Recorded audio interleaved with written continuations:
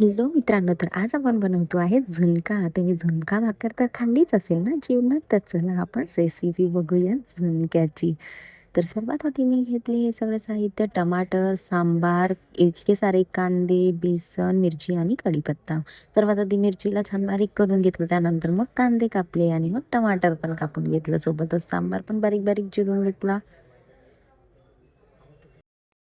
मग घेतली कढाई आणि कढाईमध्ये तेल, मोहरीची फोडणी, जिऱ्याची फोडणी आणि मग कांदे टाकले. कांद्याला छान शिजू दिलं आणि त्यानंतर मग टाकलं कढीपत्ता आणि मिरची. याला पण छान फिरवून घेतला आणि शिजू दिलं. त्यानंतर मग टाकले टमाटर आणि टमाटरला पण छान शिजू दिलं.